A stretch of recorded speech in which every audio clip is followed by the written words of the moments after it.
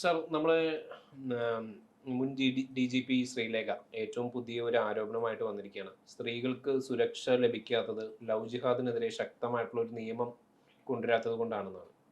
അപ്പോൾ എങ്ങനെ നോക്കിക്കാണുന്നു ഈ ലവ് ജിഹാദ് പോലുള്ള സംഭവവികാസങ്ങളെ? അല്ല, അതിൽ സ്ത്രീകൾക്ക് സുരക്ഷ ലഭിക്കാത്തത് ലവ് ജിഹാദിനെതിരെ നിയമങ്ങൾ ഇല്ലാത്തതുകൊണ്ടാണെന്നല്ല അവർ പറഞ്ഞത്. അവർ പറഞ്ഞത് ലവ് ജിഹാദ് പോലെയുള്ള പല സംഭവങ്ങൾ നടന്നിട്ടും കേരള ഗവൺമെന്റ് കണ്ണടക്കുന്നു എന്നാണ് അവർ പറഞ്ഞത്. അതുകൊണ്ട് സ്ത്രീകൾക്ക് സുരക്ഷ ലഭിക്കുന്നില്ല. അതുകൊണ്ട് സ്ത്രീകൾക്ക് സുരക്ഷ ലഭിക്കുന്നില്ല എന്നാണ്. അത് പറയാൻ ഏറ്റവും അർഹയായിട്ടുള്ള സ്ത്രീ അവരാണ്. അപ്പൊ ഇത്രയും കാലം അവർ കണ്ണടച്ചുകൊണ്ടിരിക്കുകയായിരുന്നു സർവീസിൽ എന്നുള്ളതാണ് നമ്മുടെ ഒന്നാമത്തെ ചോദ്യം. പിന്നെ ശ്രീലേഖ സെൻകുമാറുണ്ട്. അല്ല, അവരുണ്ട്, സെൻകുമാറുണ്ട്. സെൻകുമാറും ഇതുപോലെയുള്ള പുതിയ കണ്ടുപിടുത്തങ്ങളൊക്കെ നടത്തിക്കൊണ്ടിരിക്കുകയായിരുന്നു. കാരണം സെൻകുമാർ ഇതുപോലെ തന്നെ അദ്ദേഹത്തിന് എന്ത് പറ്റിയെന്നറിയില്ല. അദ്ദേഹം നല്ലൊരു ഉദ്യോഗസ്ഥനായിരുന്നു, അഴിമതിക്കാരനല്ല. പക്ഷെ അദ്ദേഹം BJP-യിലേക്ക് ചേരുമ്പോൾ ഇവർക്കൊക്കെ എന്തോ സംഭവിക്കുന്നതായിട്ട് എനിക്ക് തോന്നുന്നുണ്ട്. എന്തുകൊണ്ടായിരിക്കും എല്ലാ പോലീസ് ഉദ്യോഗസ്ഥരും ഇങ്ങനെ BJP-യിലേക്ക് ചേർന്നത്? ഇപ്പൊ നമ്മൾ നോക്കുകയാണെന്നുണ്ടെങ്കിൽ അജിത് കുമാർ, അതോടൊപ്പം തന്നെ സുജിത് ദാസ്, അതോടൊപ്പം തന്നെ ജേക്കബ് തോമസ്, ഒരു വലിയൊരു നിരയാണ് നമ്മൾ നോക്കുമ്പോഴത്തേക്ക്. താങ്കളെ ഇങ്ങനെ വലിയ തോതിൽ ആരോപണം ഉന്നയിക്കരുത്. ഈ അജിത് കുമാർക്ക് ഇപ്പോഴും സർവീസിലുള്ള ഉദ്യോഗസ്ഥനാണ്. അതുപോലെ അവരൊന്നും BJP ചേർന്നിട്ടില്ല. അല്ല, എന്റെ ആരോപണമല്ല, ഞാൻ PV Anwar ഉന്നയിച്ച ആരോപണം നിൽക്കട്ടെ. ഞാൻ പറഞ്ഞത് അവരൊന്നും BJP ചേർന്നിട്ടില്ല. ഞാൻ പറഞ്ഞത് BJP ചേർന്ന ആളുകൾ നമ്മൾ എടുത്ത് നോക്കിയിട്ടുണ്ടെങ്കിൽ അവർക്കൊക്കെ എന്തോ സംഭവിക്കുന്നതായിട്ട് നമുക്ക് തോന്നിയിട്ടുണ്ടെന്നാണ് ഞാൻ പറഞ്ഞത്. ഉദാഹരണത്തിന് സെൻകുമാർ, അദ്ദേഹം ഒരു നല്ല ഉദ്യോഗസ്ഥനായിരുന്നു. ഇവിടെ SP ആയിട്ടിരിക്കുമ്പോൾ തന്നെ നന്നായി പ്രവർത്തിച്ച ഒരു ഉദ്യോഗസ്ഥനാണ്. പക്ഷെ അദ്ദേഹം കൊറോണയെ കുറിച്ച് പറഞ്ഞത് ഇന്ത്യയിലേക്ക് കൊറോണ വരില്ല, കാരണം ഇവിടെ ചൂട് കൂടുതലാണ്, അതുകൊണ്ട് കൊറോണ ചൂട് സഹിക്കാൻ പറ്റില്ല, അത് കാനഡയിലോ ഓസ്ട്രേലിയയിലോ ഒക്കെ ഉണ്ടാവുള്ളൂ എന്നാണ് പുള്ളി പറഞ്ഞിരുന്നത്. യഥാർത്ഥത്തിൽ എന്തോ അസംബന്ധമാണ് പുള്ളി പറഞ്ഞത്. ഇത് BJP-യിലേക്ക് ചേരുമ്പോൾ ഇവർക്കൊക്കെ എന്തോ കുഴപ്പം പറ്റുന്നുണ്ട്. സെൻകുമാർ അതോടൊപ്പം തന്നെ നമ്മുടെ IAS കാരനായിട്ടുള്ള കണ്ണന്താനം പറഞ്ഞതാണ്, അൽഫോൺസ് കണ്ണന്താനം പറഞ്ഞാണ്, നിങ്ങൾ ഭക്ഷണം അധികം കഴിക്കരുത്. ഇപ്പോൾ ഭക്ഷണം അധികം കഴിച്ചിട്ടുണ്ടെന്നുണ്ടെങ്കിൽ നിങ്ങൾക്ക് ക്ലോസറ്റ് ഒരുപാട് ഉപയോഗിക്കേണ്ടി വരും. അപ്പോൾ നമുക്ക് വെള്ളം സേവ് ചെയ്യാൻ കഴിയില്ല. അല്ല, അതാണ് പുള്ളി പറഞ്ഞത്. പിന്നെ അത് മാത്രമല്ല പുള്ളി പറഞ്ഞത്, പിന്നെ പെട്രോളിനൊക്കെ വില കൂട്ടിക്കൊണ്ടിരിക്കുന്നത് കക്കൂസ് ഉണ്ടാക്കാനാണെന്ന് പറയുകയും ലാസ്റ്റ് ഈ പറയുന്ന പോലെ മോദി തന്നെ പറഞ്ഞു വിടുകയും ചെയ്തു. കാരണം എന്ന് വെച്ചാൽ കുറച്ച് നാൾ പുള്ളി ഭയങ്കര ഷോയൊക്കെ ആയിരുന്നു, അതിനുശേഷം പറഞ്ഞു വിട്ടു. ഇവർക്കെല്ലാം എന്തോ സംഭവിക്കുന്നുണ്ട്. ഒന്നാമത്തെ കാര്യം, ഇവരൊക്കെ ഇപ്പം അതുപോലെ തന്നെ ഒരാളാണ് ഇപ്പം നമ്മൾ പറഞ്ഞു വന്നിട്ടുള്ള ശ്രീലേഖ. ഈ ശ്രീലേഖയുടെ ഏറ്റവും ആദ്യത്തെ ഒരു കോമഡി ഏതാണെന്നറിയാം? യഥാർത്ഥത്തിൽ ആരും അധികം ശ്രദ്ധിക്കാത്തൊരു കാര്യമുണ്ട്. ഇവർ വനിതയിൽ ഒരു കോളം എഴുതിയിരുന്നു. ഈ വനിതയിൽ ഒരു കോളം എഴുതുമ്പോൾ ഇവർ പറഞ്ഞുകൊണ്ടിരുന്നത് യഥാർത്ഥത്തിൽ നടന്ന സംഭവങ്ങളാണ് ഞാൻ ഇതിനകത്ത് പറയുന്നത് എന്ന് പറഞ്ഞുകൊണ്ടാണ് ആ കോളം എഴുതുണ്ടായത്. അപ്പോൾ അങ്ങനെ അവർ നിരവധി ലക്കങ്ങളിൽ അവർ കോളം എഴുതിയിരുന്നു. ആ കോളമൊക്കെ വായിക്കാൻ നല്ല ഇത് തോന്നും നമുക്ക്. പക്ഷെ ആ കോളത്തിൽ ഇടക്ക് വെച്ചിട്ട് ഇവർക്ക് ഒരു വരി ഇവർ എഴുതി. ആ വരി എഴുതി എന്താണെന്നറിയോ? അതായത് ഇങ്ങനൊരു കേസിൽ അവർ കുറ്റവാളിയാണെന്ന് ഞാൻ മനസ്സിലാക്കിയിരുന്നു, പക്ഷെ എന്നാലും എനിക്കൊരു ദയവ് തോന്നി, സാഹചര്യങ്ങളുടെ സമ്മർദ്ദം മൂലം ചെയ്തതാണെന്ന് തോന്നി, ഞാൻ വെറുതെ വിട്ടുന്നതാണ്. ഏത് കുറ്റം ചെയ്തവരെ വെറുതെ വിട്ടുന്നതാണ്. പണിപാളി. പിറ്റേ ദിവസം തന്നെ അതിൻ്റെ പുറത്ത് ഞാനത് വായിക്കണ ഇപ്പോഴും എനിക്ക് ഓർമ്മയുണ്ട്. കാരണം ഞാൻ വായിച്ചുകൊണ്ടിരുന്നപ്പോൾ തന്നെ എൻ്റെ ഒരു കസിൻ്റെ വീട്ടിലെ ഈ വനിതയേ ഉള്ളൂ. എൻ്റെ വീട്ടിൽ വനിതയൊന്നും മേടിക്കാറില്ല. എൻ്റെ വീട്ടിൽ രാഷ്ട്രീയമായിട്ടുള്ള കേരള ശബ്ദം മുതൽ കലാഭവതി, മാതൃഭൂമി, ആഴ്ചപ്പതിപ്പൊക്കെ വരെ മേടിക്കാറുള്ളൂ. അപ്പോൾ ഞാൻ അവിടെ ചെന്നിരുന്നത് വായിക്കുമ്പോൾ ഞാൻ അമ്പരന്ന് പോയി. ഇതിങ്ങനൊരു സ്ത്രീക്ക് എഴുതാൻ പറ്റും, ഒരു പോലീസ് ഉദ്യോഗസ്ഥർക്ക് എഴുതാൻ പറ്റുമെന്ന്. തൊട്ടടുത്ത ദിവസം പരാതി വന്നതിൻ്റെ പിറ്റേ ദിവസം ഇവർ പറഞ്ഞതെന്നറിയോ? അത് ഞാൻ ഭാവന ഉപയോഗിച്ച് എഴുതിയതാണ്, അല്ലാതെ ഒരു കാരണവശാലും ഞാൻ ഇത് യാഥാർത്ഥ്യം പറഞ്ഞതല്ല എന്ന് പറഞ്ഞുകൊണ്ടാണ് ഈ പറയുന്ന കാര്യത്തിൽ എന്ത് ചെയ്തത്, അവർ തലയൂരിയത്. അപ്പോൾ അതുപോലെ ഇപ്പോൾ കഴിഞ്ഞ ദിവസങ്ങളിൽ അവർ ടോമിൻ തച്ചങ്കരിക്കെതിരെ തന്നെ മറുനാട് ഷാജന് കൊടുത്തിട്ടുള്ള ഒരു ഇന്റർവ്യൂവിൽ പലതുമൊക്കെ വിളിച്ചു പറഞ്ഞു. പിറ്റേ ദിവസം അവർ മാപ്പ് പറയുന്ന ഒരവസ്ഥയുണ്ടായി. അതുപോലെ തന്നെ ഒരു മനഃപൂർവ്വമായ മണ്ടത്തരം പറഞ്ഞു എന്ന് നമ്മൾ വിചാരിച്ചാൽ മതി. തീർച്ചയായിട്ടും. കാരണം എന്താ വെച്ചാൽ ഇതിന്റെ പ്രധാനപ്പെട്ട കാര്യം, കേന്ദ്ര ആഭ്യന്തര വകുപ്പ് മന്ത്രി അമിത്ഷാ ഇത്തരത്തിലൊരു ലവ് ജിഹാദ് ഇല്ല എന്ന് പറയുന്ന ഒരു കാര്യമില്ല എന്ന് പാർലമെന്റിൽ കൃത്യമായിട്ട് മറുപടി കൊടുത്തിട്ടുണ്ട്. എങ്ങനെയാണ് ഇവർ ഇതിനെ ഖണ്ഡിക്കുക? ഇതിന്റെ പ്രധാനപ്പെട്ട കാര്യം, ഇത് BJP-ക്കാരടക്കമുള്ള ആളുകൾ ഇത്തരത്തിലുള്ള, പക്ഷേ ഇതവർ മനഃപൂർവ്വം പറഞ്ഞേക്കാണ്. കാരണം ഒരു റോങ് നെഗറ്റീവ് ഉണ്ടാക്കിക്കൊണ്ട് കൃത്യമായിട്ടൊരു ഹിന്ദു കൺസോൾട്ടേഷൻ ഉണ്ടാക്കാൻ വേണ്ടി ശ്രമിക്കുകയാണ്.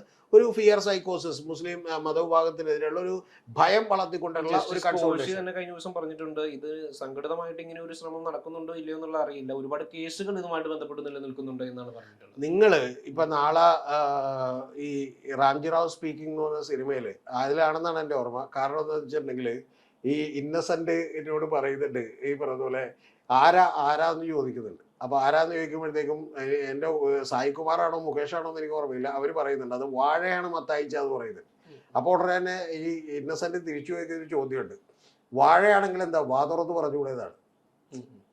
ഭയം വന്നു കഴിയുമ്പോൾ എന്താ വെച്ചാൽ നമ്മുടെ ലോജിക്ക് ഇല്ലാതാവും. ഈ ലോജിക്ക് ഇല്ലാതായിട്ട് വാഴക്ക് സംസാരിക്കാൻ പറ്റില്ലെന്നും അതൊരിക്കലും നമ്മളോട് വർത്താനം പറയില്ലെന്നൊക്കെ നമ്മൾ മനസ്സിലാക്കില്ല. പകരം വാഴയാണെങ്കിൽ എന്താ വാ തുറന്ന് പറഞ്ഞുകൂടെ ചോദിക്കുന്ന ഒരു കോമഡി ഉണ്ട്.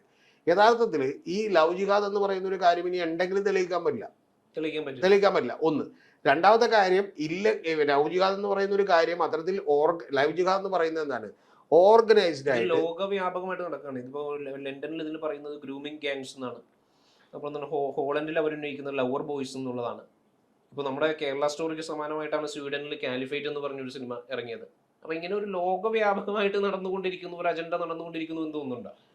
ഇതിന്റെ പിന്നിലുള്ള യാഥാർത്ഥ്യം എന്താണെന്ന് വെച്ചിട്ടുണ്ടെങ്കിൽ ലോകവ്യാപകമായിട്ട് നടക്കുന്ന ഒരു അജണ്ട എന്ന് പറയുന്നത് ഈ പറയുന്ന ലവ് ജിഹാദ് ഉണ്ടോ ഇല്ലേ എന്നുള്ളത് താങ്കൾ ഇപ്പോൾ പറഞ്ഞിട്ടുള്ള US മുതൽ സ്വീഡൻ വരെയുള്ള രാജ്യങ്ങളുടെ പഠനം എടുത്തു വെച്ചിട്ടുണ്ടെങ്കിൽ അവിടെ എല്ലാം തന്നെ പറയുന്നത് ഓർഗനൈസ്ഡ് ആയിട്ട് ഇത്തരത്തിലൊരു ഗ്യാങ് വർക്ക് ചെയ്യുന്നില്ല എന്നുള്ളത് തന്നെയാണ് അവരെല്ലാവരും തന്നെ കണ്ടെത്തിയിട്ടുള്ളത്. അത് ഇന്ത്യയും അങ്ങനെ തന്നെയാണ് കണ്ടെത്തിയിട്ടുള്ളത്. പക്ഷേ ഈ രാജ്യങ്ങളിലെല്ലാം തന്നെ ഓർഗനൈസ്ഡ് ആയിട്ട് നടക്കുന്ന ഒരു പ്രചരണമുണ്ട്. ആ പ്രചരണം എന്താണ്? ഇത്തരത്തിൽ ഒരു മുസ്ലിം മത വിഭാഗങ്ങൾക്കെതിരെ അല്ലെങ്കിൽ അവരിലെ എക്സ്ട്രീം നിലപാടുകൾക്കെതിരെ ഇത്തരത്തിലുള്ളൊരു ഭയം വളർത്തിയെടുക്കുന്നു എന്ന് പറയുന്ന ഒരു കാര്യം യഥാർത്ഥത്തിൽ ലോകം മുഴുവൻ സംഭവിച്ചുകൊണ്ടിരിക്കുകയാണ്. അതിന് ചില കാരണങ്ങളൊക്കെ ഉണ്ട് കേട്ടോ, ഇല്ലെന്നൊന്നും ഞാൻ പറയുന്നില്ല. ഇപ്പോൾ ഉദാഹരണത്തിന് മുസ്ലിം ബ്രദർഹുഡ് പോലെയുള്ള അല്ലെങ്കിൽ അതിൻ്റെ ശാഖകളടക്കമുള്ള ആളുകളൊക്കെ തന്നെ ഇപ്പോൾ ഡെൻമാർക്ക് മുതൽ സ്വീഡൻ വരെയുള്ള രാജ്യങ്ങളിലെല്ലാം ഇത്തരത്തിൽ പ്രവർത്തിക്കുന്നുണ്ട്. ഇപ്പോൾ ഡെൻമാർക്കിൽ 2-3 കൊല്ലങ്ങൾക്ക് മുമ്പ് അതിൻ്റെ ഭരണാധികാരി തന്നെ പറഞ്ഞിരുന്നു നിങ്ങൾക്ക് ഒരുമിച്ച് താമസിക്കാൻ കഴിയില്ല എന്നൊരു നിയമം പറഞ്ഞിരുന്നു. അതുപോലെ തന്നെ നിങ്ങളെ ഡീപ്പോർട്ട് ചെയ്യാം, ഞങ്ങൾ കോമ്പൻസേഷൻ തന്ന് എന്ത് ചെയ്തോളാം, പറഞ്ഞു വിട്ടേക്കാമെന്ന് പറഞ്ഞിരുന്നു. സ്വീഡനിൽ ബൈബിള് കത്തിക്കുന്ന പോലെയുള്ള പ്രക്ഷോഭങ്ങളൊക്കെ ഉണ്ടായിരുന്നു. ഇത് ലോകം മുഴുവൻ നമ്മൾ എടുത്തു വെച്ച് നോക്കിയാൽ ഈ റൈറ്റ് വിങ് ഹിന്ദു അജണ്ടകളുണ്ട്. ഹിന്ദുത്വം എന്ന് പറയുന്നില്ല, കാരണം മറ്റു പല സ്ഥലത്തും അത് പലതാണ്. 2010 പറഞ്ഞിരുന്നു. അല്ല, ഇതിന്റെ പിന്നിലുള്ള കാര്യം എന്ന് പറയുന്നത് ഇത്തരത്തിലുള്ള ഒരു പ്രചരണം നമ്മുടെ കേരളത്തിൽ മുഴുവൻ നടക്കുകയാണ്. VS എന്താ പറഞ്ഞിട്ടുള്ളത്?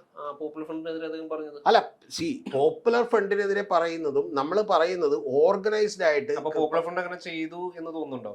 അല്ല, നമ്മുടെ കയ്യിൽ അതിന് തെളിവില്ലാത്തടത്തോളം ഒരു മുഖ്യമന്ത്രി ആയിരുന്നിട്ടുള്ള വ്യക്തി അങ്ങനെ പറയണമെന്നുണ്ടെങ്കിൽ അതിന് തെളിവില്ലാതെ. അല്ല, മുഖ്യമന്ത്രി എന്താ പറഞ്ഞ സ്റ്റേറ്റ്മെന്റ് എന്തായിരുന്നു? പറഞ്ഞത് പോപ്പുലർ ഫ്രണ്ട് എന്ന് പറയുന്ന സംഘടന സ്വാഭാവികമായിട്ടും 10 വർഷം കൊണ്ട് കേരളത്തെ ഒരു ഇസ്ലാമിക ഭൂരിപക്ഷ രാജ്യമാക്കാൻ ശ്രമിക്കുന്നു എന്നാണ് VS പറഞ്ഞത്. അത് സത്യമാണ്, അത് സത്യമാണ്. അത് എങ്ങനെ നടപ്പാക്കുന്നു എന്നാണ് VS പറഞ്ഞത്. ഇസ്ലാമിക ഭൂരിപക്ഷ രാജ്യമാക്കാൻ വേണ്ടി ശ്രമിക്കുന്നു. അല്ല, അത് എങ്ങനെ ഭൂരിപക്ഷമാക്കുന്നു എന്നാണ് ഞാൻ പറഞ്ഞത്. ഇപ്പൊ താങ്കൾ പറഞ്ഞ ഈ സ്റ്റേറ്റ്മെന്റിനകത്ത് തന്നെ വലിയൊരു അപകടമുണ്ട്. VS അത് ഞാൻ അതുകൊണ്ട് അത് പറയിപ്പിച്ചത്. VS അത് പറഞ്ഞു എന്ന് പറയുമ്പോൾ VS ലവ് ജിഹാദ് ഉണ്ടോ എന്നല്ല പറഞ്ഞത്, മനസ്സിലായി. മറ്റത് വേറൊരു വിഷയമാണ്, അത് നമുക്ക് വേണമെങ്കിൽ ചർച്ച ചെയ്യാം. പോപ്പുലർ ഫ്രണ്ട് എങ്ങനെയാണ് വർക്ക് ചെയ്യുന്നത്, എങ്ങനെയാണ് അവരൊരു മജോറിറ്റി നേടി ഇന്ത്യയിൽ അധികാരത്തിൽ വരാൻ ശ്രമിക്കുന്നത് എന്നൊക്കെയുള്ളത് മറ്റൊരു വലിയ പ്രധാനപ്പെട്ട വിഷയമാണ്. അപ്പം അതിലേക്കല്ല നമ്മൾ പോകുന്നത്.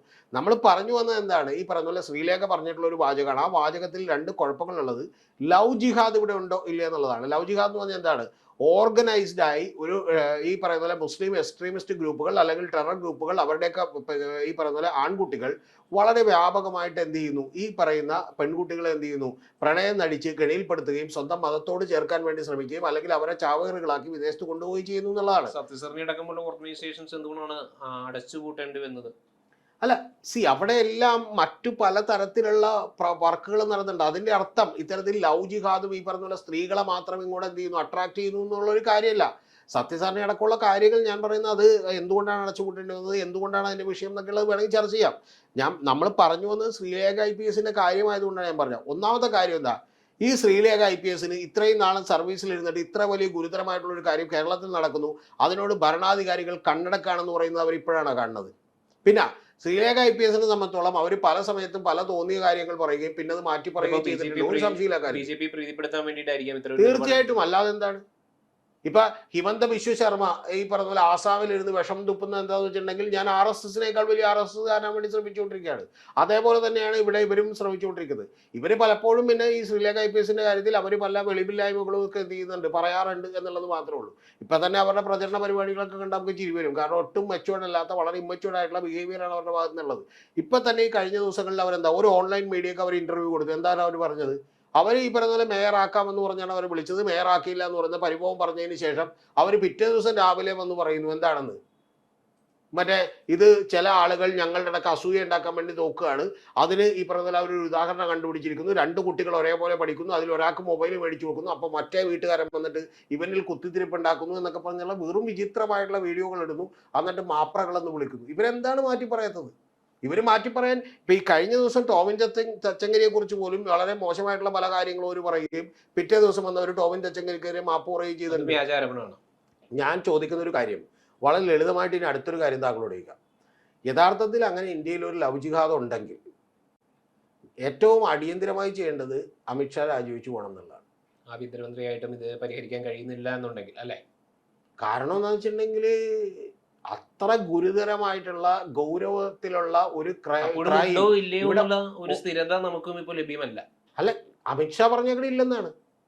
അങ്ങനെ ഒരു സംഘടിതമായിട്ടുള്ള ശ്രമമോ അമിത്ഷാ പറഞ്ഞേക്കണ ഇല്ലെന്നാണ്. അങ്ങനെ ഒരു സംഘടിതമായിട്ടുള്ള ഒരു ശ്രമമോ അങ്ങനെ ഒരു ഓർഗനൈസേഷനും ഇല്ല എന്നുള്ളത്. അമിത്ഷാ പറഞ്ഞേക്കണത് അങ്ങനെ ഒരു സംഘടിതമായിട്ടുള്ള ശ്രമം ഇല്ലെന്നാണ്. അങ്ങനെ സംഘടിതമായിട്ടുള്ള ഒരു ശ്രമം ഉണ്ടെങ്കിൽ ഈ പറയുന്ന പോലെ അമിത്ഷായോ അല്ലെങ്കിൽ BJPയോ ഒക്കെ ചെന്നിരുന്ന് നരേന്ദ്രമോദിയും ശ്രീലേഖ IPS ഒക്കെ കൂടി ഇന്ന് കേരള സ്റ്റോറി 1ഉം 2ഉം കാണുകയല്ലല്ലോ ചെയ്യേണ്ടത്. പകരം അവരെന്താണ് ചെയ്യേണ്ടിയിരുന്നത്? അവർ ആക്ട് ചെയ്യണം വേണ്ടിയിരുന്നത്. സത്യം പറഞ്ഞാൽ ശ്രീലേഖ IPSനെ വിളിച്ചു വരുത്തിയിട്ട് നാളെ രാവിലെ അവരെ ഇതുവരെ മേടിച്ചിട്ടുള്ള ശമ്പളവും അതുപോലെ അതിന് ഇൻട്രസ്റ്റും കൂടി തിരിച്ചു മേടിച്ചിട്ട് എന്ത് ചെയ്യണം, പറഞ്ഞു വിടണം. കാരണം വെച്ചാൽ അങ്ങനെയാണെങ്കിൽ പിന്നെ ഇവരെന്തിനാ ഈ പണിക്ക് നിന്നത്, ഈ ജോലിക്ക് നിന്നത് എന്തിനാണ്? അത് സ്വാഭാവികമായിട്ടും ഒരുപാട് ഈ പറയുന്ന നമ്മൾ നാളെ പിണറായി വിജയൻ, ഞാൻ പറയുന്നത് ഇതേ വിഷയം തന്നെ നാളെ പിണറായി വിജയൻ പറയാണ്. ഇത് നാളെ പിണറായി വിജയൻ പ്രതിപക്ഷത്തിരിക്കുമ്പോൾ പറയാണ് ഇവിടെ യഥാർത്ഥത്തിൽ മറ്റേ ജമാഅത്തെ ഇസ്ലാമിക്കാരും അതുപോലെ തന്നെ ബാക്കിയുള്ള സംഘടനകളും അതുപോലെ പോപ്പുലർ ഫ്രണ്ടും അതുപോലെ ചില ഇത്തരത്തിലുള്ള ചില ആളുകളൊക്കെ തന്നെ ഇത്തരത്തിൽ ലവ് ജിഹാദ് നടത്തുന്നുണ്ടായിരുന്നു എന്ന് പറയുകയാണെന്ന് വിചാരിക്കും. ഞാൻ പറഞ്ഞ സപ്പോസ് അങ്ങനെ വിചാരിച്ചാൽ പിന്നെ നിങ്ങൾ എന്ത് ചെയ്യായിരുന്നു എന്ന് പറഞ്ഞ ചോദ്യമില്ലേ? ചോദ്യമാണ്. ആ ചോദ്യമാണല്ലോ. ഈ ശ്രീലേഖ IPS ഒക്കെ ശരിക്കും പറഞ്ഞിട്ടുണ്ടെങ്കിൽ അവരെ ആ കേരള പോലീസിൽ ആരായിരുന്നു ഒരു ഹെഡ് കോൺസ്റ്റബിളോ? ഇതേ നിലപാട് തന്നെ നമ്മൾ സെൻകുമാറിനെതിരെ സ്വീകരിക്കേണ്ടി വരില്ലേ? അതാണ് ഞാൻ പറഞ്ഞത്. ഇവർക്കൊക്കെ ശരിക്കും പറഞ്ഞിട്ടുണ്ടെങ്കിൽ ഇതിലേക്ക് പറ്റിക്കഴിയുമ്പോൾ ഈ BJPയിലേക്ക് ചെന്ന് കഴിയുമ്പോൾ എനിക്ക് തോന്നുന്നത് അവിടെ എന്തോ ഇലാമപ്പഴം വെച്ചിട്ടുണ്ടെന്ന്. അല്ല, അതേപോലെ തന്നെ ഒരു നിലപാടാണ് KB കോശിയും സ്വീകരിക്കുന്നത്. അദ്ദേഹം ജസ്റ്റിസ് ആയിരുന്നല്ലോ. ജസ്റ്റിസ് JV കോശി പറഞ്ഞേക്കണത് കുറച്ചുകൂടി വേഗമായിട്ടാണ് എന്ന് പറഞ്ഞിട്ടുണ്ടെങ്കിൽ അദ്ദേഹത്തിന്റെ സ്റ്റേറ്റ്മെന്റിൽ ഇത് വളരെ കൃത്യമായിട്ട് ലവ് ജിഹാദ് ഉണ്ടെന്നോ ഇല്ലെന്നോ അല്ല അദ്ദേഹം ഒരുപാട് കേസുകൾ. ഞാൻ തിരിച്ചു ചോദിക്കട്ടെ, ഈ കേരളത്തില് ഈ പറയുന്ന ലവ് ജിഹാദ് ഉണ്ടെന്ന് പറയണെങ്കിൽ അങ്ങനെയാണെങ്കിൽ ഇപ്പൊ മറ്റേ മുസ്ലിം ലീഗിന്റെ ഒരു നേതാവ് മറ്റേ കോഴിക്കോട് മൈതാനത്ത് നിന്ന് പ്രസംഗിച്ചില്ലേ? ആരാ ലവ് ജിഹാദ് എന്തായിരുന്നു അറിയോ? മറ്റേ നമ്മുടെ മുഹമ്മദ് റിയാസ് വീണ വിജയനെ കിട്ടിയത്. അങ്ങനെ ഒരുപാട് കാര്യങ്ങൾ ഉണ്ടാവുന്നേ. ഇതൊക്കെ നിങ്ങൾ എന്തും നിങ്ങൾക്ക് പർവ്വതീകരിക്കാം. നിങ്ങൾ നാളെ ഇപ്പൊ അല്ലല്ല അത് മുസ്ലിം ലീഗ് വാപ്പ് പറഞ്ഞു, അദ്ദേഹം തിരുത്തിയില്ല. അദ്ദേഹം തിരുത്തൂലല്ലോ, കാരണം അദ്ദേഹം തിരുത്തേണ്ട ആവശ്യമില്ല. കാരണം ഇതുപോലെ പറയുന്ന ആരും തിരുത്തേണ്ട ആവശ്യമില്ല. പിന്നെ ഈ പുള്ളിക്കാരി തിരുത്തോട്ടാ ആരെ? ശ്രീലേഖ IPS മിക്കവാറും നാളെ മറ്റന്നാളെ എന്ത് ചെയ്യും? തിരുത്തും. അത് 9-ാം തീയതി കഴിയുമ്പോൾ തിരുത്തും. കാരണം 9-ാം തീയതി വരെ ഇതിന്റെ ആവശ്യമുള്ളൂ. പിന്നെ ഞാൻ അടുത്തൊരു കാര്യം ചോദിക്കട്ടെ നിങ്ങളോട്. ഒരു ഇലക്ഷനും നടക്കാത്തപ്പോ ഒരു പ്രശ്നവും ഇല്ലാത്തപ്പോ ഇവർക്ക് തുറന്നു പറയാൻ പാടില്ലേ? തുറന്നു പറയാൻ പാടില്ലേ? ഇവരാരോടെ ഈ സഹതാപം കാണിച്ചിരിക്കണ ശ്രീലേഖ IPS ഒക്കെ? ഇവർക്ക് ആകെ വേദനിച്ചു പോയൊരു കാര്യം എന്താണെന്നറിയാമോ? ഈ നാട്ടില് ഈ കേരളത്തിലെ ജയിലുകളിൽ 10% ആളുകൾ, നിരവധി ആളുകൾ, നിരപരാധികളായിട്ടുള്ള ആളുകൾ ഈ ജയിലിനകത്ത് കിടക്കുന്നുണ്ട്. മനസ്സിലായോ? പല കാര്യങ്ങൾ കൊണ്ട് നിരപരാധികളായിട്ടുള്ള ആളുകൾ ജയിലിനകത്ത് കിടക്കുന്നുണ്ട്. ആ ജയിലിനകത്ത് കിടക്കുന്ന ആരോടും ഇവർക്ക് ഈ അമ്മക്ക് ഒരു സങ്കടവും തോന്നിയില്ല. പകരം ഇവർക്ക് സങ്കടം തോന്നിയ ആരെ കുറിച്ചാണെന്നറിയാമോ? ഇവർക്ക് സങ്കടം തോന്നിയത് ദിലീപ് കിടക്കുന്ന കണ്ടപ്പോൾ ഇവരുടെ ചങ്ക് തകർന്നു പോയി. മനസ്സിലായ? ദിലീപ് എന്ത് ചെയ്ത് കണ്ടപ്പോ അപ്പൊ അതുകൊണ്ട് ഇവര് പറയുന്ന വർത്തമാനങ്ങൾക്കൊക്കെ ഇത്രക്കൊക്കെ എന്തുള്ളൂ, പ്രസക്തി ഉള്ളൂ എന്നുള്ളത് ജനത്തിന് കൃത്യമായിട്ട് അറിയാം. സത്യത്തിൽ ഞാൻ ഈ ഇന്ത്യൻ ഗവൺമെന്റിനോട് ആവശ്യപ്പെടുന്ന ഒരു കാര്യം എന്ന് പറഞ്ഞാൽ ഇന്ത്യയിൽ നടത്തുന്ന സിവിൽ സർവീസ് എക്സാമിനേഷനുകളുടെ ഗുണനിലവാരം അടിയന്തിരമായി പരിശോധിക്കണം എന്നാണ് എനിക്ക് പറയാനുള്ളത്. കാരണം അല്ലെന്നുണ്ടെങ്കിൽ ഈ പറയുന്ന പോലെ നട്ടലിന് പകരം ഇതുപോലെ വാഴപ്പിണ്ടി വെക്കുന്ന ആളുകൾ ഇതിന് ശേഷം എന്തെങ്കിലും തരത്തിൽ എന്ത് ചെയ്യണം. പിന്നെ ഇവർ വേറെയും പല കാര്യങ്ങളും പറഞ്ഞിട്ടുണ്ട്. പക്ഷെ ചുരുക്കം ചില കേസുകളൊക്കെ ഉണ്ടായിട്ടില്ലേ? അഫ്ഗാനിസ്ഥാനിലേക്ക് കുടിയേറിയതുമായിട്ട് ബന്ധപ്പെട്ടുകൊണ്ട്, ISIS ഓപ്പറേറ്റീവ്സുമായിട്ട് ബന്ധപ്പെട്ടുകൊണ്ട്, ഓപ്പറേഷൻ പീജനുമായിട്ട് ബന്ധപ്പെട്ടുകൊണ്ട്, അത് അങ്ങനെയുള്ള യാഥാർത്ഥ്യങ്ങൾ നമുക്ക് മറക്കാൻ കഴിയുമോ? ഇതൊക്കെ നമ്മൾ ഈ കേരളത്തിൽ നിന്ന് വെറുതെ അങ്ങോട്ട് പറയുമ്പോൾ നമ്മുടെ ഭാഗ്യത്തിന് ഈ കേരളത്തിലുള്ള ചെറുപ്പക്കാരായിട്ടുള്ള ആളുകളൊന്നും ഇതിനെക്കുറിച്ച് വലിയ കൂടുതലായിട്ട് പഠിക്കില്ല. ട്രിനിഡാഡ് ആൻഡ് ടൊബാഗോ എന്ന് പറയുന്ന ഒരു രാജ്യമുണ്ട്. ആ രാജ്യത്ത് നിന്നാണ് ഏറ്റവും കൂടുതൽ ആളുകൾ ISISലേക്കൊക്കെ റിക്രൂട്ട് ചെയ്യപ്പെട്ടിട്ടുള്ളത്. ഓക്കെ, ഒരു കരീബിയൻ ദ്വീപാണ്. എന്തുകൊണ്ടാണെന്നുള്ളത് നമ്മൾ പഠിക്കണം. അതുപോലെ ഇന്ത്യയിൽ നിന്ന് പോയിട്ടുണ്ട്, മറ്റു പല സ്ഥലങ്ങളിൽ നിന്നും എന്ത് ചെയ്തിട്ടുണ്ട്, പോയിട്ടുണ്ട്. ഇന്ത്യയിൽ നിന്ന് ഇപ്പോൾ കേരളത്തിൽ നിന്ന് പോയി എന്ന് പറയുന്ന ചില സ്ത്രീകളെന്ന് പറയുന്ന അവരുടെ ഭർത്താക്കന്മാർ പോലും ക്രിസ്ത്യൻസ് ആയിരുന്നു. അവർ മതം മാറിയിട്ടാണ് എന്ത് ചെയ്തിട്ടുള്ളത്, പോയിട്ടുള്ളത്. അപ്പൊ അത്തരത്തിലുള്ള പല സ്വാധീനങ്ങളും ഇന്ത്യയിൽ ഉണ്ടാകുന്നുണ്ട്, കേരളത്തിലും ഉണ്ടാകുന്നുണ്ട്, മറ്റു സംസ്ഥാനങ്ങളിലും ഉണ്ടാകുന്നുണ്ട്. യാഥാർത്ഥ്യമാണ്. പക്ഷെ അത് ലവ് ജിഹാദ് എന്ന് പറയുന്നത് ഇതുപോലെ സ്ത്രീകളെ വലവീശി പിടിക്കാനുള്ള ഒരു കാര്യം മാത്രമല്ല. ആ കാര്യമാണ് എന്ന് പറയുമ്പോൾ സൃഷ്ടിക്കപ്പെടുന്നത് ഒരു ഈ പറഞ്ഞ പോലെ ഭയമാണ്. ആ ഭയത്തിന് യാതൊരു വിധത്തിലുള്ള സ്റ്റാറ്റിസ്റ്റിക്കൽ ഡാറ്റയുടെ അടിസ്ഥാനവുമില്ല എന്നുള്ളതാണ് ഞാൻ പറഞ്ഞു വന്നത്. അത്രേ ഉള്ളൂ കാര്യം. പിന്നെ നമ്മളിവിടെ ഇപ്പൊ എന്താ സംഭവിക്കുന്നത്? BJP-യിൽ ചേർന്ന് ഈ തെരഞ്ഞെടുപ്പിൽ നിൽക്കാൻ പോയപ്പോഴാണ് ഇവർക്ക് ഇത് ഓർമ്മ വന്നത്. അത്ര നാൾ എന്തെടുക്കായിരുന്നു അല്ലേ? അത്ര നാളെ എന്തെടുക്കായിരുന്നു. സത്യത്തിൽ അവര് കേരളത്തോട് അവര് ഒരു യൂട്യൂബ് ചാനൽ തുറന്നു വെച്ച് കേരളത്തോട് എന്തൊക്കെയോ വിളിച്ചു പറയുന്നുണ്ടായിരുന്നു. ആ വിളിച്ചു പറയുന്നതിൽ ഏതെങ്കിലും ഒരെണ്ണം അവർക്ക് ഇത് നേരത്തെ വിളിച്ചു പറയാൻ പാടില്ലായിരുന്നു. മുമ്പും പറഞ്ഞിട്ടുണ്ടായിരുന്നു ഇങ്ങനെ സമാനമായ കേസുകൾ ഉണ്ടായിട്ടുണ്ട്. എറണാകുളത്ത് കേന്ദ്രീകരിച്ചുകൊണ്ട് ഒരു സ്ത്രീ അവരെ കാണാൻ വന്നിരുന്നു. അവരുടെ മുകളിൽ ഇതുപോലെ കാണാതെയായി. പിന്നീട് അവരറിയുന്ന വിവരം എന്ന് പറയുന്നത് അഫ്ഗാനിസ്ഥാനിൽ അകപ്പെട്ടിരിക്കുന്നു എന്നുള്ള രീതിയിൽ ഒക്കെ അവർ പറയുന്നുണ്ടായി മുമ്പ്. അല്ല, ഞാൻ പറയണത് ഈ മുമ്പ് പറഞ്ഞിട്ടുള്ള കാര്യങ്ങളിലൊന്നും തന്നെ റിട്ടയർ ആയതിനു ശേഷമാണ്. അല്ല, ഒന്നാമത്തെ കാര്യം എന്ന് പറയുന്നത്, അപ്പൊ ഇവരെ കാണാൻ വന്ന സ്ത്രീ റിട്ടയർ ആയതിനു ശേഷമല്ലല്ലോ കാണാൻ വന്നത്. ഇവര് ഓഫീസറായിട്ട് ഇരിക്കുമ്പോഴല്ലേ കാണാൻ വന്നത്. കാണാൻ വന്നിട്ട് ഇവരെന്ത് നടപടി എടുത്തു? എനിക്ക് തോന്നുന്നു അന്ന് ഈ ഗവൺമെന്റിന്റെ ഭാഗത്ത് നിന്ന് എന്തെങ്കിലും ഗവൺമെന്റുകളുടെ ഇവര് പറയുന്നതിൽ ചില കാര്യങ്ങളിലൊക്കെ ശരികൾ ഉണ്ടാവാം, ഇല്ലെന്നൊന്നും ഞാൻ പറയുന്നില്ല. പക്ഷെ പ്രധാനപ്പെട്ട ഒരു കാര്യം ഈ പറയുന്ന പോലെ ഇതുമായിട്ട് ബന്ധപ്പെട്ടുള്ള ചില കാര്യങ്ങൾ ശരികൾ ഉണ്ടാവുമോ? അല്ല, ഇതുമായിട്ട് ബന്ധപ്പെട്ടൊക്കെയുള്ള കാര്യങ്ങളിൽ ശരികളല്ല. ഇവരുടെ ചില റോങ് ആയിട്ടുള്ള റീഡിങ്ങുകളും പല ബിജെപിയുടെ അജണ്ടയുടെ ഭാഗമായിട്ടാണ് ഇലക്ഷൻ. ഇത് BJP-യുടെ അജണ്ടയുടെ ഭാഗമായിട്ട് ഹിന്ദുത്വ കൺസോളിഡേഷന്റെ ഭാഗമായിട്ട് ഹിന്ദു കൺസോളിഡേഷൻ വേണ്ടി പ്രത്യേകിച്ച് ഇപ്പോൾ വട്ടിയൂർക്കാവിൽ അവർ മത്സരിക്കുന്നു. അവർക്ക് യാതൊരു സാധ്യതയും അവിടെ ഇല്ല. അപ്പൊ എങ്ങനെയെങ്കിലും കുറച്ച് 10 വോട്ടെങ്കിൽ 10 വോട്ട് കിട്ടാൻ വേണ്ടി മാത്രം ഇവർ പറയുന്ന ഒരു കാര്യമാണ്. ഇനി ഞാൻ അർജുനോട് ചലഞ്ച് ചെയ്തുകൊണ്ട് വേറൊരു കാര്യം പറയാം. ഇപ്പൊ ഇവരിത് പറഞ്ഞല്ലോ, 9-ാം തീയതി കഴിഞ്ഞ് ഇവരിത് എത്ര തവണ പറയുമെന്ന് കൂടി നോക്കിക്കോട്ടെ. ഇനി പറയാൻ പോണ എന്താണെന്നറിയാമോ? 2029 പറയും ഇലക്ഷൻ വരുമ്പോൾ. അല്ലാതെ 2026 കഴിഞ്ഞ് 27, 28 ഇവർ എന്ത് ചെയ്യാൻ സാധ്യതയില്ല, മിണ്ടാൻ സാധ്യതയില്ല. പിന്നെ ഇവര് കഴിഞ്ഞ ദിവസങ്ങളിൽ തന്നെ പറയുന്ന ഒരു വാചകമുണ്ട്. എന്താണ്? ഇവരെ കയറി ഒരു ഉദ്യോഗസ്ഥൻ, അതായത് ഇവരുടെ മേലുദ്യോഗസ്ഥൻ എന്ത് ചെയ്തു, കിസ് ചെയ്യാൻ ശ്രമിച്ചു എന്നോ ചുംബിക്കാൻ ശ്രമിച്ചു എന്നോ ഇവരതിൽ നിന്ന് കുതറി മാറിക്കൊണ്ട് എന്ത് ചെയ്തു, അദ്ദേഹത്തിന്റെ കാലുതൊട്ട് വന്നിച്ചു എന്നൊക്കെ ഇവർ പറയുന്നുണ്ട്. ചില കാര്യങ്ങളൊക്കെ യാഥാർത്ഥ്യം ഉണ്ടാകാം, നമ്മളില്ലെന്നൊന്നും പറയുന്നില്ല. പക്ഷെ പ്രധാനപ്പെട്ട ഒരു കാര്യം, ഇത്രമാത്രം ഒരു സമൂഹത്തിൽ സ്പർദ്ധ ഉണ്ടാക്കുന്ന, പ്രശ്നമുണ്ടാക്കുന്ന കാര്യങ്ങളൊന്നും ഇപ്പൊ മറ്റേ കാര്യം പറഞ്ഞുകൊണ്ട് കുഴപ്പമില്ല. എന്നെ ഒരാള് ചുംബിക്കാൻ വേണ്ടി ശ്രമിച്ചു, അതുകൊണ്ട് ഞാൻ എന്ത് ചെയ്തു, അതിൽ നിന്ന് കുതറി മാറി, എന്നിട്ട് ഞാൻ അദ്ദേഹത്തിന്റെ കാലുതൊട്ട് തോന്നിച്ചു, എനിക്ക് അച്ഛനെ പോലെയാണെന്ന് പറഞ്ഞു, കുഴപ്പമില്ല. അതൊക്കെ പറഞ്ഞോട്ടെ, നമുക്ക് പ്രശ്നമില്ല, നമുക്ക് കേൾക്കാം. ഓക്കെ, കേൾക്കുമ്പോൾ ചില മലയാളികൾക്കൊക്കെ ചെറിയ ഈ പറഞ്ഞ പോലെ താല്പര്യമൊക്കെ അതിനകത്ത് ഉണ്ടാവും. പക്ഷെ ഞാൻ പറയുന്നത്, ഇതുപോലുള്ള ഒരു കാര്യങ്ങളൊക്കെ പറയുമ്പോൾ നിങ്ങൾ കുറച്ചുകൂടി റെസ്പോൺസിബിൾ ആണ്. ബിക്കോസ് നിങ്ങളെ ഈ കേരള ഗവൺമെന്റിന്റെയും കേരള ജനതയുടെയും ഇന്ത്യൻ ജനതയുടെ ഒക്കെ ടാക്സ് കൊടുത്ത് മസൂറിയിൽ ട്രെയിനിങ് അയച്ച് നിങ്ങളെ ഈ പറയുന്ന പോലെ ഇത്രയും കാലം തീറ്റിപ്പോറ്റിയിട്ടുള്ള ഒരു സമൂഹമാണ്. ആ സമൂഹത്തെ വിഭജിക്കാണ്ടൊക്കെ കാര്യങ്ങളൊന്നും എന്ത് ചെയ്യരുത്, പറയരുത്. ഇപ്പൊ ഒരു കാര്യം കൂടി ഞാൻ പറയുന്നത്, ഒരു 5 കേസ് എൻ്റെ അടുത്ത് വന്നു എന്ന് വിചാരിക്കട്ടെ. ഞാൻ 5 കേസ് വന്നാൽ 5 കേസ് കേട്ടു. അതൊരു കോമൺ ആയി കേരളം മൊത്തം ഉണ്ടാകുന്ന സംഗതിയാണെന്ന് ഞാൻ വിചാരിക്കരുത്. ഒന്ന്, ഇനി അങ്ങനെ വിചാരിക്കണമെന്നുണ്ടെങ്കിൽ ഞാൻ എൻ്റെ അധികാരം ഉപയോഗിച്ചുകൊണ്ട് വിശദമായിട്ടുള്ള അന്വേഷണം നടത്തി ഗവൺമെന്റിന് റിപ്പോർട്ട് കൊടുക്കുകയും അതിന്മേൽ നടപടി എടുക്കാൻ പറയാൻ വേണം, ചെയ്യാൻ പാടില്ലേ?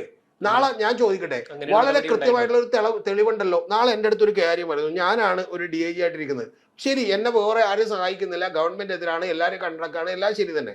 ഞാനൊരു കൃത്യമായ അന്വേഷണം നടത്തിയിട്ട് എന്ത് ചെയ്യട്ടെ, ഞാനൊരു റിപ്പോർട്ട് ഉണ്ടാക്കി ഗവൺമെന്റിന് കൊണ്ട് കൊടുത്തിട്ട് എന്ത് ചെയ്യട്ടെ, ഇതിന്മേൽ നിങ്ങൾ നടപടി എടുക്കുകയോ എടുക്കാതിരിക്കുകയോ ചെയ്യും, ഞാനത് മെയിൽ ചെയ്തിട്ടുണ്ട് എന്ന് പറഞ്ഞിട്ടുണ്ടെങ്കിൽ തെളിവല്ലേ? പിന്നെ ധൈര്യമായിട്ട് എവിടെ വേണമെങ്കിലും എന്ത് ചെയ്യാൻ പാടില്ലേ? ഇതിനൊന്നും മുതിർന്നിട്ടില്ല. സർവീസിലിരിക്കുക ഇതിനൊന്നും മുതിരാതെ ഈ ഒരു പ്രത്യേക ഇലക്ഷൻ മുന്നിൽ കണ്ടുകൊണ്ട് മാത്രം ഈ ഒരു പ്രചരണം നടത്തണമെന്നുണ്ടെങ്കിൽ അവരുടെ ലക്ഷ്യം എന്ന് പറയുന്നത് ഹിന്ദു കൺസോളിഡേഷൻ ആയിരിക്കും എന്നുള്ള കാര്യത്തിൽ യാതൊരു തർക്കവും ഇല്ല. അത് കേരളത്തിലെ ജനങ്ങൾ ബോധ്യമാകട്ടെ. കേരളത്തിൽ സത്യത്തില് BJP ഇതൊരൊറ്റ തെറ്റേ ഉള്ളൂ. അതെന്താ വെച്ചാൽ ഇവരെ മേയറാക്കേണ്ടതായിരുന്നു. മേയറായിരുന്നെങ്കിലും ഈ തെരഞ്ഞെടുപ്പിൽ മത്സരിക്കും. അല്ല, മേയറാണെങ്കിൽ എന്ത് ചെയ്യുന്ന വെച്ചാൽ BJP-യുടെ വളർച്ച അവിടെ കൊണ്ട് നിന്നേനെ. ഇപ്പൊ സുരേഷ് ഗോപി ഏതാണ്ട് MP ആയപ്പോ ഏതാണ്ട് തൃശ്ശൂരിന്റെ കാര്യത്തിൽ ഒരു തീരുമാനമായി. അതേപോലെ തന്നെ ഇവരെ സത്യത്തിൽ മേയറാക്കിയില്ല, പകരം കുറച്ചുകൂടി ബോധമുള്ള VV രാജേഷിനെ മേയറാക്കി. അതുകൊണ്ട് ഇപ്പൊ BJP അവിടെ വളരും. അതല്ല, ഇവരെയാണ് മേയറാക്കിയിരുന്നെങ്കിൽ എന്ത് ചെയ്താൽ ഒരു കുഴപ്പമുണ്ടാവില്ല. കാരണം അടുത്ത തവണ BJP അവിടെ നിലം തൊടാതെ തോറ്റേനെ. നല്ലൊരു മൂവാണ് BJP നടത്തിയത്. നല്ലൊരു മൂവാണ് ശരിക്കും പറഞ്ഞാൽ, നമ്മുടെ ഭാഗ്യക്കേടിന് നല്ലൊരു മൂവാണ് BJP നടത്തിയത്. ശരിക്കും പറഞ്ഞാൽ കുറച്ചുകൂടി നല്ലൊരു മൂവ് ഇവരെ മേയറാക്കിയിരുന്നെങ്കിൽ BJP അതോടുകൂടി തീർന്ന് കിട്ടിയാനെ. കാരണം ഇതുപോലെയുള്ള ഒരു 5-8 പ്രസ്താവന മേയറായിട്ടിരിക്കുന്ന ഒരാൾ കൂടി നടത്തുന്നു എന്ന് പറയുമ്പോഴത്തേക്കും അത് വലിയ തോതിലുള്ള ഗുണം എന്ത് ചെയ്താൽ BJP-ക്ക് ലഭിച്ചു.